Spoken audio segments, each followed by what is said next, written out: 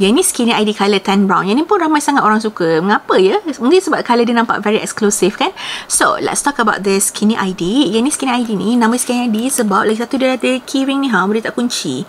And dia pakai jenis ring macam ni tau, so very secure lah. So coated canvas, pin one logo with cool hardware. Ni pakai smooth leather 2 card slots, 1 ID window. Nampak tak dia ada pelipatan kat sini. So bila buka ni dia agak boleh expand lah. Boleh masuk dalam 5 cards macam tu. Cash kena lipat.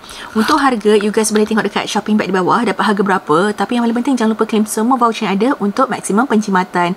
And you guys tahu tak, kalau beli dengan US Love Shop, semuanya 100% original ataupun money back guaranteed. Untuk cara pembelian boleh tekan dekat shopping bag di bawah. If you guys have any further question, boleh juga komen down below. Dan jangan lupa tekan button follow.